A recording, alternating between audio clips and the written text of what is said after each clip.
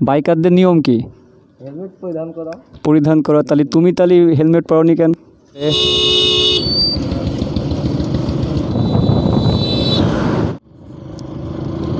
Hello YouTube, welcome to my YouTube channel MHD biker. আর আমি আছি আপনাদের সাথে মোহাম্মদ মেহেদি হাসান। সো আজকের বিকেলে আমি এখন সময় 4:20।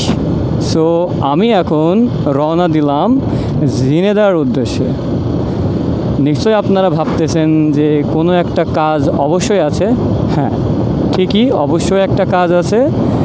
কাজটা আপনাদের সাথে শেয়ার করতে না পারলে আসলে তো ভালো লাগতেছে না। সো চলুন যেতে যেতে আমি কিসের জন্য ঝিনেদাতে যাচ্ছি সেই কথাগুলো শেয়ার করি। আপনাদের কাছে সবই বলবো, আপনারা অবশ্যই অপেক্ষায় আছেন যে আসলে কিসের জন্য আমি ঝিনেদাতে যাচ্ছি এখন। সর্বপ্রথম বলি, আমার আগে মোটো ব্লগ করার জন্য একটা অ্যাকশন ক্যামেরা ছিল, সেটা হচ্ছে গিয়ে ইকেন H9R। সেটা আমি অনেক দিন আগে কিনেছিলাম, বাট আনফর্চুনেটলি খুলনার একটা ট্যুরে যে আমার ইকেন H9R অ্যাকশন ক্যামেরাটি পানিতে পড়ে যায়। আমার ক্যামেরাটা নষ্ট হয়ে যাওয়ার পর থেকে আমি আসলে ইউটিউবে সেভাবে করে ভিডিও দিতে পারছি না, বাট বা আপনাদের ভালো ভালো ভিডিও উপহারও দিতে পারছি না। তারপরে অনেক দিন ধরে ডিসাইড করছিলাম যে একটা ক্যামেরা কিনতে হবে, মোটো ব্লগ করতে হবে। আসলে মোটো ব্লগ তো আসলে পেশা হিসেবে না, জাস্ট এন্টারটেইনমেন্টের জন্য আর কি মোটো ব্লগটা করা। তাই সেই অনুপাতে আমি অনেক দিন ধরে চিন্তা ভাবনা করছিলাম যে একটা ক্যামেরা কিনবো, বাট খুবই কনফিউজ ছিলাম যে আসলে কোন ক্যামেরাটা কিনবো, এটা নিয়ে অনেক কনফিউজ ছিলাম। ক্যামেরার মধ্যে ফার্স্ট চয়েস ছিল Akaso v50x। সেটা মার্কেট প্রাইস মেবি 16,500 কি 17,000-এর আশেপাশে এমন হবে। বাট তারপরেও V50x Akaso এটাও অনেক ভালো। আর Akasoটা সব থেকে ভালো লাগে কারণ Akaso আমি শুনেছি অনেক ভালো, চাইনিজ একটা প্রোডাক্ট। তারপরেও তারা মাইক্রোফোন গিফট করছে এবং চার্জার গিফট করতেছে এবং ব্যাটারিও আছে। সো আফটার অল সব দিক থেকে আমি মনে করি বাজেটের ভিতরে Akaso ব্র্যান্ডগুলো ভালো হবে। কারণ ক্যামেরা কেনার পরে আমাকে কিন্তু এক্সট্রাভাবে অনেকগুলো অ্যাক্সেসরিজ কিনতে হবে, বাট Akaso প্রোডাক্টগুলো কিনলে আমার আসলে ওইগুলো কেনার তেমন ঝামেলা থাকবে না। সো সেই অনুপাতে ডিসাইড করলাম যে হ্যাঁ, আমি Akaso ব্র্যান্ডই কিনবো। আর Akaso ব্র্যান্ড কেনার মধ্যে আমার ব্রেভ 7টা খুব পছন্দ ছিল। তারপরে সব কিছু চিন্তা ভাবনা করে দেখলাম যে আসলে আমি ক্যামেরা কিনি, বাট বেশি হাই রেঞ্জের মধ্যে না কিনে আমি একটা নর্মাল বা ব্লগ চলে সচরাচর সেই অনুপাতে আমি কিনলাম, মানে অর্ডার দিছি। আগামীকালকে ক্যামেরা ওয়ার্ল্ডে আমি অর্ডার দিছি। সেটা হচ্ছে Akaso V50x, Akaso ব্রেভ 7 এবং Akaso V50x মডেলটা অনেক ভালো। সো সেই অনুপাতে আমি অর্ডার দিয়ে দিলাম। আমাকে Jhenaidah courier, Sundarban courier service আমাকে 12টার দিকে কল করলো যে আপনার প্রোডাক্টটা চলে আসছে। তার মানে কালকে আমি অর্ডার দিছি আর আজকে আমার প্রোডাক্টটা চলে আসছে। আর বাকি কথা কোটচাঁদপুর যে হবে, কারণ কোটচাঁদপুরে আমার জন্য এক ছোটো ভাই অপেক্ষা করছে। দেখি তার সাথে কথা বলার পরে আপনাদের পরবর্তী প্ল্যান সম্পর্কে জানিয়ে দিব। আমি কোটচাঁদপুর দুধসারায় চলে আসছি। এই যে রিঙ্কু, কি অবস্থা তোমার? তো সেই লাগতেছে। এই তো আল্লাহ রেখেছে ভালো। হ্যাঁ, ওই দিক দিয়ে ব্রেক দিবানে। এখন ক্যামেরা অর্ডার দিয়েছিলাম, হ্যাঁ ওটা এসেছে। তাই দেখলাম যে তাহলে রিঙ্কু নিয়ে যায় আর একটা ব্লগও করি। ঠিক আছে, তাহলে চলো। তোমার হেলমেট নাও নি? হেলমেটটা আমি ভাই হাতে করে ন্যাশনাল একটা দেখাই তো, এটা কথার মতো, তুমি একটা রাইডার আর তুমি যদি হাতে করে চলো হেলমেট ছাড়া, চলো হেলমেট নিয়ে আসি, হেলমেট নিজেরও সেফটি সবাইকে সেফটি, চলো চলো হেলমেট নিয়ে আসি, বলা যায় না, সেফটির জন্য নিয়ে আসা ভালো।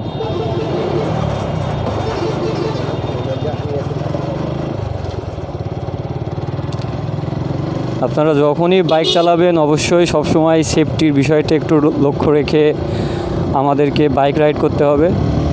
আমরা দুইজন যাচ্ছি, সেই অনুপাতে আমাদের দুইজনেরই দুইটা হেলমেট থাকা প্রয়োজন। হয়তোবা পুলিশ আমাদের কিছু বলবে না, তারপরে নিজের সেফটির জন্য বা পিলিয়নের সেফটির জন্য হেলমেটটা খুবই প্রয়োজন। সেজন্য আমরা যাচ্ছি রিঙ্কুর বাসায়, তার বাসা থেকে হেলমেটটা নিয়ে দেন আমরা ঝিনেদার উদ্দেশ্যে রওনা দিব। সো আপনারা দেখতেই থাকুন আর অবশ্যই হেলমেট পরিধান করে বাইক চালাবেন। আচ্ছা, আমরা রিঙ্কুর বাসায় চলে আসছি।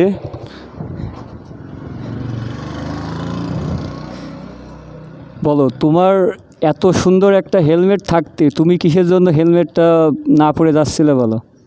বাইকারদের নিয়ম কি? হেলমেট পরিধান করা। তাহলে তুমি হেলমেট পরোনি কেন? বুঝতে পারিনি ভাই। আচ্ছা আচ্ছা, ওঠো।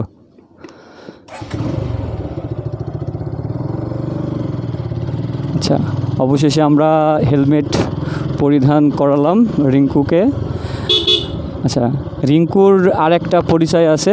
রিঙ্কু, তোমার পরিচয় বলতে তুমি হচ্ছে গিয়ে কোটচাঁদপুরের কোন গ্রুপের? এটা Kotchandpur bike Riders group admin. আচ্ছা, রিঙ্কু হচ্ছে কোটচাঁদপুর বাইক রাইডার্স এর অ্যাডমিন।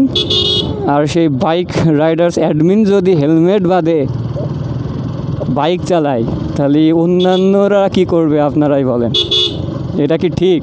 কখনোই এটা আসলে কাম্য নয়। অ্যাডমিনদের কাছ থেকে আমরা সবসময় চাবো যে তারা অলওয়েজ সেফটিটা মেন করে তারা যেন বাইক রাইড করে এবং অন্যদেরকে উৎসাহিত করে।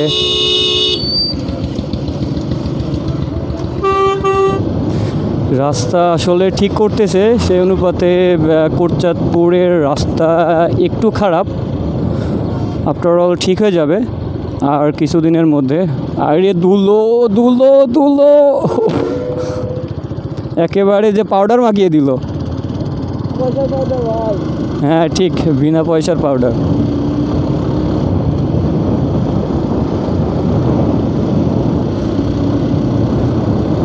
আচ্ছা, আমরা কোটচাঁদপুর মেন স্ট্যান্ড থেকে তারপরে বাঁদিকে ঢুকবো। আর কোটচাঁদপুর বাঁদিকে মেন স্ট্যান্ড থেকে বাঁদিকে গেলে ওই দিকের রাস্তা মোটামুটি ভালো এবং সব দিকটা ভালো ইনশাল্লাহ। দেখা যাক বাকিটুকু কি হয়। তবে চলুন তাহলে আমি আর রিঙ্কু এখন কোটচাঁদপুর থেকে ঝিনেদার উদ্দেশ্যে রওনা করলাম। আর আমাদের উদ্দেশ্য হচ্ছে সুন্দরবন কুরিয়ার সার্ভিসে যাওয়া এবং দেন ওখান থেকে আমার আকাশো v50x অ্যাকশন ক্যামেরাটা মানে নেওয়া। তা আপনারা দেখতেই থাকুন পুরো ব্লগস ভিডিওটি এবং সাথেই থাকুন। আর অবশ্যই সাবস্ক্রাইব MHD বাইকার।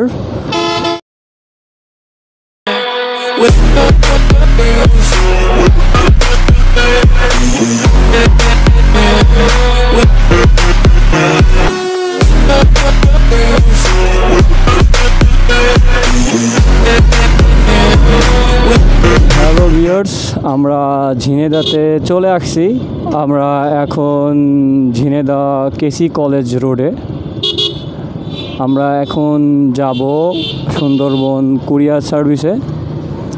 আর সুন্দরবন কুরিয়ার সার্ভিস এটা হচ্ছে উজির আলী স্কুলের আশেপাশে। তার মানে আমাকে পায়রা চত্বর হয়ে দেন তারপরে যেতে হবে। ঝিনেদা শহরটা আসলে অনেক গোছালো এবং অনেক সুন্দর। আমরা এখন পায়রা চত্বরে, আপনারা দেখতেই পাচ্ছেন এটা হচ্ছে পায়রা চত্বর। পায়রা চত্বর থেকে আমরা বায়ের দিকে চলে যাব। রাস্তা অনেক সুন্দর এবং ঝিনেদা শহরটা আসলে অনেক ভালো। আমার খুব পছন্দের শহরের মধ্যে ঝিনাইদহ শহরটা অন্যতম, কারণ আমার জন্ম জেলাই তো ঝিনাইদহ, সেই অনুপাতে আমার জেলাটা আসলে অনেক সুন্দর। আপনারা দেখতেই থাকুন, আর অবশ্যই আমার ক্যামেরার আনবক্সিং ভিডিওটা আসবে, আপনারা অবশ্যই দেখবেন, দেখার আমন্ত্রণ জানালাম। আমাকে এখন খুঁজতে হবে সুন্দরবন কুরিয়ার সার্ভিসটা আসলে কোথায়। আমাকে বললো মেন রাস্তা থেকে হাতের বাঁ দিকে, তার মানে এই সাইডে সুন্দরবন কুরিয়ার কোথায়, মেবি এই যে সুন্দরবন কুরিয়ার সার্ভিস আমরা পেয়ে গেছি। এই যে আমরা সুন্দরবন কুরিয়ার সার্ভিসে চলে আসলাম। চলুন আমরা সুন্দরবন কুরিয়ার সার্ভিসে যাই, যাওয়ার পরে তাদের প্রসেসিংগুলো দেখে দেন তারপরে আপনাদের সাথে কথা হবে এবং আমি কিভাবে পার্সেলটা নিই এবং টোটাল যাবতীয় সব কিছু আপনাদেরকে দেখাবো। সো সাথেই থাকুন। হ্যালো ইউটিউব, আমরা সুন্দরবন কুরিয়ার সার্ভিস থেকে আমার অ্যাকশন ক্যামেরাটি পার্সেল করলাম। এখন পার্সেল করার পরে এখন রওনা দিচ্ছি বাসার পথে।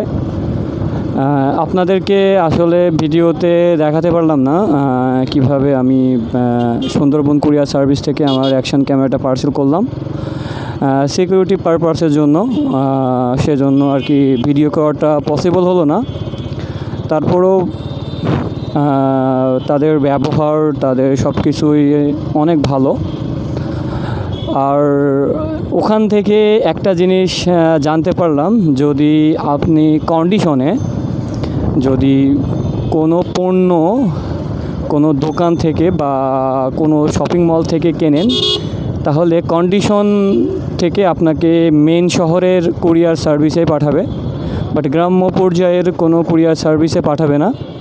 যদি আপনি কন্ডিশনে না পাঠান, তাহলে আপনার পণ্যটি হয়তো বা গ্রামে বা গ্রাম অঞ্চলের যে কোনো সুন্দরবন কুরিয়ার সার্ভিসে যেতে পারে। এখন আপনাদের হয়তো বা মনে হতে পারে কন্ডিশন আসলেটা কি। কন্ডিশন হচ্ছে আপনি যখন কোনো দোকান বা কোনো শপিং মল থেকে কোনো পণ্য কিনবেন, যদি 20,000 টাকার পণ্য হয় এবং আপনি যদি 1,000 টাকা দেন, তাহলে আপনার 19,000 টাকা বাকি থাকবে। এই বাকিটা আপনাকে সুন্দরবনে পণ্য বোঝার আগে আপনাকে এটা পে করতে হবে। আর এই যে 19,000 টাকা যে আপনার যে বাকি ছিল, এই বাকিটা হচ্ছে কন্ডিশন। তার মানে কন্ডিশনে ওই দোকানদার সুন্দরবন কুরিয়ার সার্ভিসের মাধ্যমে আপনার কাছে পণ্যটা দিয়ে পাঠাবে। আপনার কন্ডিশন যদি না থাকে, তাহলে আপনি ফুলফিলভাবে আপনার গ্রামে বা আপনার যেখানে থাকেন সেখানে যদি কোনো কুরিয়ার সার্ভিস থাকে সুন্দরবন বা অন্য কোনো মানে কুরিয়ার সার্ভিসগুলো থাকে, তাহলে আপনি নির্দ্বিধায় সেটা পেতে পারেন। আর কন্ডিশনে দিলে এটা জেলাভিত্তিক বা শহর ভিত্তিকেই সর্বপ্রথম আসে। সো এটাই ছিল। সো চলুন সামনে আরেকটু আপনাদের সাথে আসলে দেখাবো আমি সুন্দরবন কুরিয়ার সার্ভিসের মাধ্যমে আমার অ্যাকশন ক্যামেরাটা কিভাবে পাইছি এবং এই টোটাল বক্সটা আপনাদেরকে দেখাবো। তো চলুন তাহলে দেখা যাক।